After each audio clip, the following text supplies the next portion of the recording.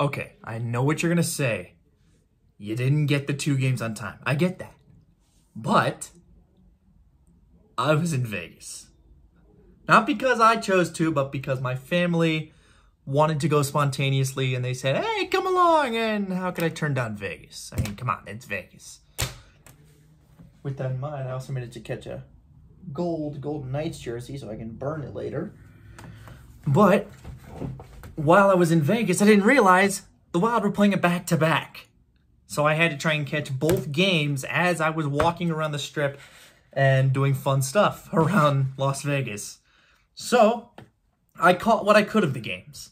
I didn't catch the whole thing of either of them, but I did miss out on a lot. I'm not going to lie. A lot of important stuff happened in these games that will probably make us one of the more hated teams when it comes to Columbus and Detroit. Mainly due to what happened in the middle of the Detroit game and near the end of the Columbus one. So let's start with the one we won. The 6-5 shootout win in Detroit. This game was pretty high intensity. It was pretty chippy, pretty bruising, if I'm going to be honest. But it was a very back and forth game for the most part. The game itself starts out, because I have both games pulled up here at Game Center, just to try and help me out.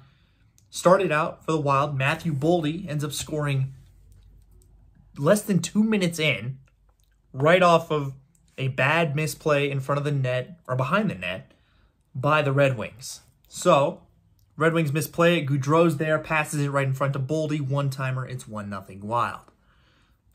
And, of course, this game is on ESPN+. So you have to hear Leah Hextall and former Wild player, who I didn't know was a Wild player, Dominic Moore. Had no clue he played for the Wild, but apparently he did back in 2007. Anyway, one player that the Red Wings desperately missed, and it showed why they missed him in this game, was Jacob Vrana. Or Jakob Vrana, whatever. He ends up getting his 2nd of the season with 13:46 left in the first period from an assist from Foligno, which is his 6th of the season, and Gagne, which had his 15th assist of the season. Basically, the Red Wings ended up winning this board battle. Vrana ends up coming away with the puck cleanly, and he just fires it right over the glove hand of Cam Talbot. So it's 1-1. Okay, that's fine. Then, 2-1 in the most absurd way possible. Eriksson Ek just flips the puck in. Not really trying anything, but trying to see if he can get a change or maybe dump it in. Instead, Alex Nedeljkovic just says, I'll just take that, swings it back into his own net. And it's 2-1 Minnesota in probably the deciding goal of that game.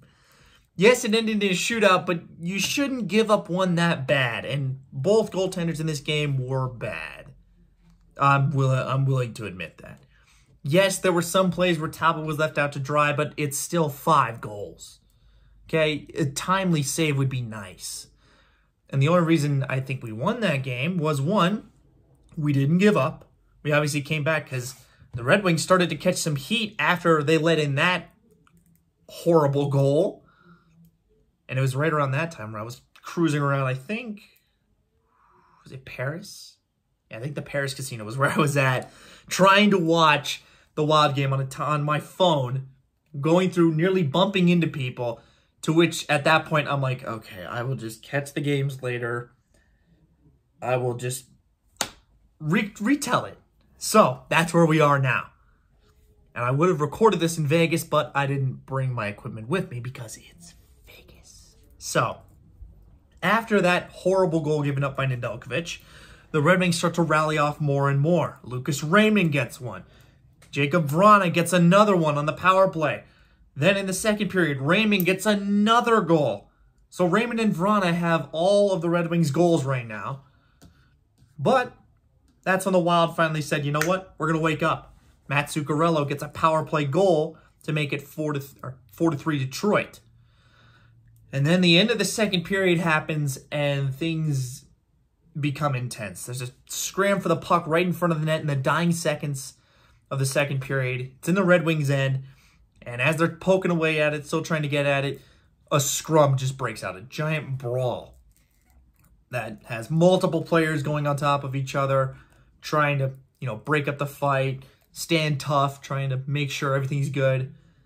And right at the top of the crease, away from the main pile that was there, Cam Talbot even came flying in from the other side of the ice, which I appreciate that from him.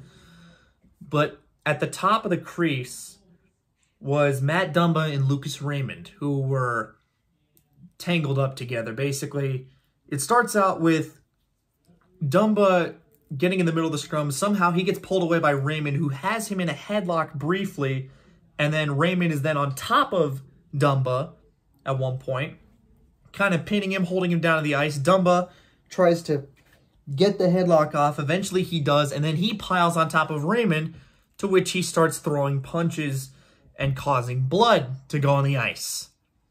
The blood's there, that's pretty obvious, and there was a clear moment before Dumba started punching where he could have stopped, but he didn't. So it makes it harder and harder to, defend something like that. He claimed that he didn't give a good quote after the game.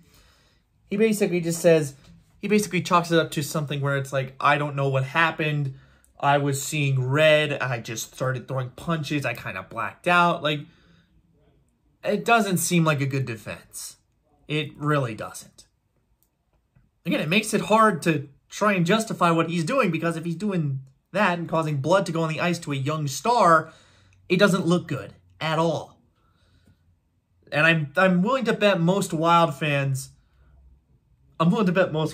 probably agree. They look at that and go, yeah, no, that's not really good. And a lot of Wild fans hate Matt Dumba still for some reason. Again, it's difficult to try and root for him. One, because he hasn't been playing good, or usually, well, now he has. I feel like he's been playing good. But when you do something like this, when you're punching a guy who is down on the ice, you have him pinned, that should be the end of it. But apparently it wasn't, and there was blood on the ice. I don't think there was a penalty called on Dumba when that happened. No suspension for him either, really nothing. Kind of just got away with it. But there was definitely blood on the ice. Thank God that Lucas Raymond was okay after this, considering, blood in the back of his head. But somehow he's still fine, and then we move on to the third period, where Matt Boldy gets his second of the game to prove that, hey, Raymond and Vron are not the only two stars in this game. I'm here as well. He gets his second of the game with 3 or 4 into the third. That's actually pretty early. And then Kirill Kaprizov with 12-13 into the third period. He gets the Wild the lead back. He makes it 5-4. All before later in the game when Jordan Osterley ties it up, making it 5-5. Overtime yields nothing, so then we have to move on to the shootout, where Vrana and Larkin miss their shots, and Zuccarello and I believe Zuccarello and Fiala make their shots in the shootout, and we win 6-5 over the Red Wings. And again, it was a hard-fought game. It was a good game for the Wild to actually come back and win. That's a good sign. But again, seeing that play from Dumba at the end of the second period, it just doesn't, it's not good. It's not good to see him throwing punches at a defenseless player. So I would tell him, try not to do that. But apparently Marcus Foligno didn't take the advice in the next game, because the back-to-back causes us to go from Detroit to Columbus. So now we are in Columbus, in a game that was a much tighter, much more defensive affair. And it also went to a shootout, but it didn't end up the way we wanted it to. Started out with Yegor Chinnikov. I think I'm saying that right. Chinnikov gets the early goal for Columbus on the power play, because the Wild couldn't possibly have a good penalty kill. Can't have anything good, but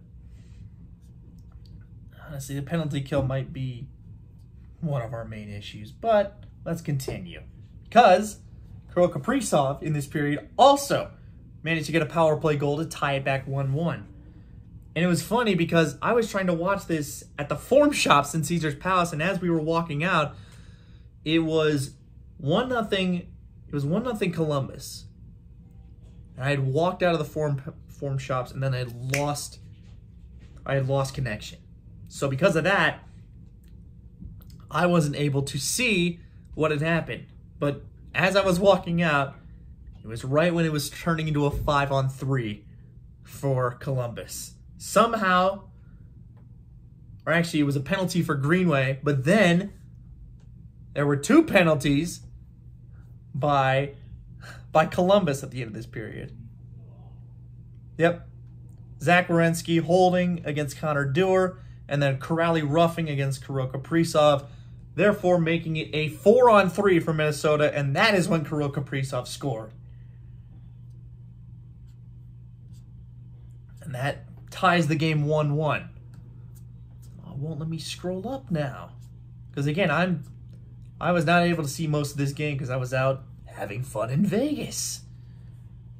Oh, geez, now the site is frozen on me, but that's fine. Anyway, the game eventually goes to 2-2. I'm not quite sure who scored them, but it's 2-2. And a pivotal moment, well, it's 2-1 actually, because in the second period, Matt Zuccarello scores, assisted by Spurgeon and Hartman, 2-1. And it stayed that way throughout the second period and most of the game. Until the Red Wings, or not Red Wings at this point, Columbus decides to pull their goalie. And with 40, let's see, I wrote it down here. With 49.6 seconds left, Marcus Foligno again does something that you can't really defend. You can't defend that type of action. He blatantly knees Jacob Voracek, causing Voracek to leave the game limping, like clearly hobbling into the locker room. And I don't think there was a penalty called for that either. Or I don't believe there was. Yeah, there was no penalty. There was no penalty at that time. So, and it's impressive that there wasn't any. It's not impressive. It's dumb that there wasn't a penalty. But it didn't really matter because it ends up that Zach Werenski ends up scoring with 32 seconds left with the extra attacker, causing the game to be tied. Nothing would avail in overtime. And then we go back to another shootout where the only player to score was, again, Igor Chinnikov on Columbus's second shot. Minnesota missed their 3. Columbus was 1 for 2, so Columbus won the shootout. And those are the last road games we'll have for a while. And again, it leads with two instances that are just inexcusable behavior from Foligno and Dumba. Especially Foligno. I expected better from Foligno. And honestly, I expected better from Dumba. I expected better from both those players, but it's dumb. Hopefully they get their heads screwed on and realize that that's not the way to play hockey by, punching players in the back of the head while they're down and away from a scrum, or just blatantly kneeing them and causing them to possibly miss more time than they should. Foligno ended up getting fined $5,000 today. That was, I think, the max allowed under the CBA. And no suspension for either Dumba or Foligno, which is shocking, in my opinion. I know a lot of Wild fans are going to try and play devil's advocate here and just say, yeah, or try and find some way around it. Foligno's was shades of Matt Cook. And Wild fans remember how bad Matt Cook was as far as kneeing people. The Avalanche series, much as we don't want to admit it, he's an ass. So I'm really hoping the Wild don't turn into the goon squad that has been Vegas. It was Anaheim in 2015. There's always some team that is the goon squad. And I'm really hoping it's not Minnesota because I feel like we have more skill than that. But, physicality's nice. Just don't go over the edge. Don't be an asshole. Don't be cheap. Don't be chippy. Well, no, be chippy, but don't Don't be stupid. Right there. Don't be stupid. So, the next wild game is tomorrow, I believe, because I'm filming this on Saturday, March 11th, 12th. 11th or 12th, whatever today's Saturday. I'm filming it on Saturday, and Sunday will be the start of a franchise record 9-game homestand. That is huge for us. And to start the homestand, we have YOU KOIVU's retirement night. Yeah, we finally get a jersey in the rafters that doesn't say Wild Fans at the top. Because I know the owners had good intentions, but it just looks stupid. We know that you care for us. We know that. Because you haven't left us like the North Stars have. So, there's no point in putting that up there. Honestly, take that one down and just leave Koivu's up there. Have him be the one that's shining at the X. Because he deserves it. He was the longest tenured captain for us ever. The only captain we ever had other than Spurgeon. So, of course, he deserves everything. Everything we could possibly give him. And guess who we're playing on Sunday? The Nashville Predators. The team that is chasing us to try and get out of the wild card spot. As of right now, during today, St. Louis played Nashville, and St. Louis won 7-4. That's good and bad. It's good because now Nashville is still 2 points behind us. Meaning that we still have an edge even if we lose our next game, which would be to them. It wouldn't be good. The bad news to that is that St. Louis, who was only 1 point ahead of us after the Columbus game, is now 3 points because they won. They have 75, we have 72. So this is a huge game for Minnesota. We have got to win this. At least this one to get some momentum at home and start rallying off some wins. Because now we are not on the road, we are back home, and we get to stay home for a while. We are here until the end of March. We have 9 games. And it's against some pretty tough opponents. Nashville's obviously pretty tough. They're going to make the playoffs. I just don't know where they're going to fit in. I'm going to assume wild card spot where they're at right now, or St. Louis falls and they take a 3rd spot while we're in the 2nd. That is my hope. And it's also not my hope at the same time because it's going to be tough in the playoffs. There is no easy road out. Because if we're the wild card team, we're probably going to play Colorado or Calgary. If we're a wild card team. I'd assume we'd be wild card 1, so we'd probably be Calgary in that regard. But let's say we get the 3rd spot.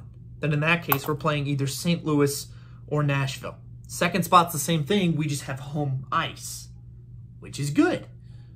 But this is a true test to prove that if that home ice can actually help us, because the fans have showed up in abundance.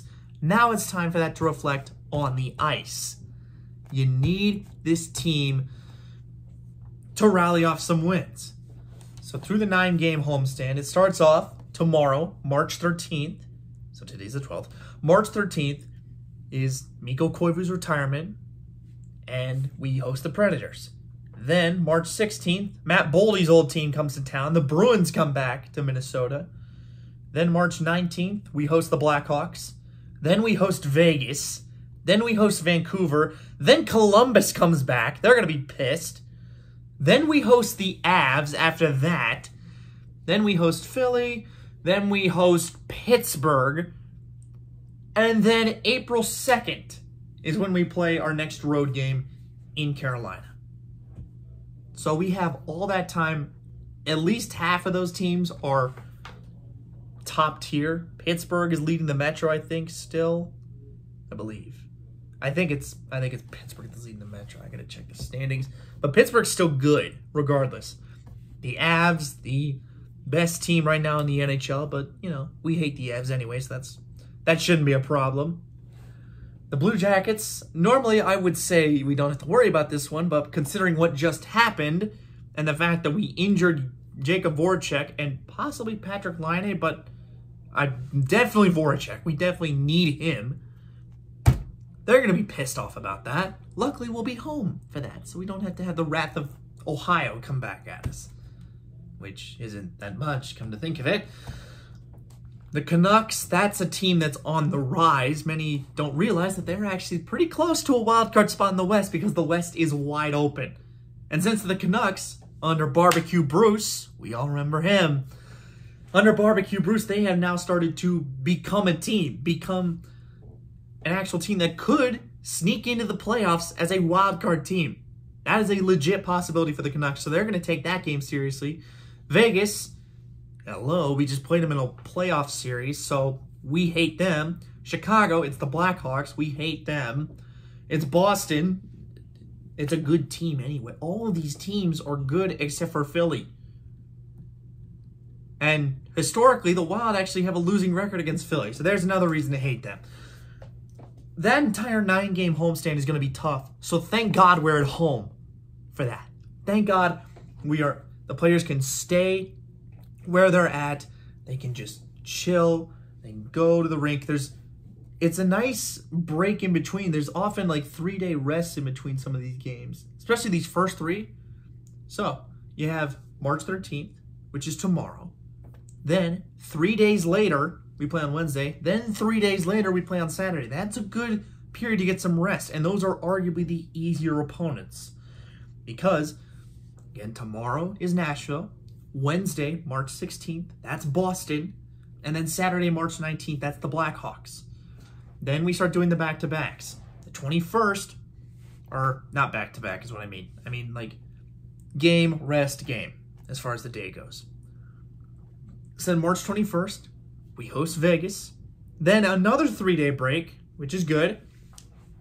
We come back Thursday, March 24th, when we host Vancouver. Then Saturday, March 26th, is Columbus. Then a back-to-back. And it's Columbus and then back-to-back. And the other end of the back-to-back is Colorado. Great. Of course they have to put Colorado on the back-to-back. But it's fine. It's fine. Then Tuesday, March 29th, we host Philly. And then at the end of the month, on the 31st, we host Pittsburgh. To which, April 2nd, we finally go to Carolina. And then, yeah, a 4-game road trip. Yep, a 4-game road trip after that. Carolina, Washington, Nashville, and St. Louis. I forgot that we lost. Oh, it was the first loss of the season we had. I remember it. Because I was writing down... I was doing this earlier in the season, writing down all these notes about the games, but I just didn't record them for some reason because I'm a moron. But I remember vividly that game was a game that I was just pissed off about because it just seemed like nothing went right for Minnesota in that game against Nashville. It just seemed as though Nashville got out to an early start and the Wild just never got any momentum. And this was a home game too. This was a home loss as our first one of the season. So it didn't feel good losing to Nashville like that.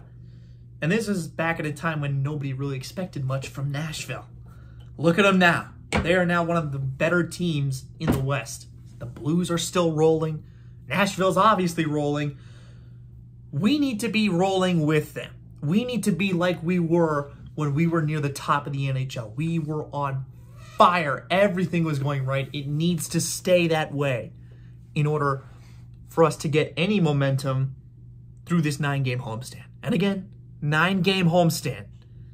Franchise record. No, we never had a longer home streak than this. So let's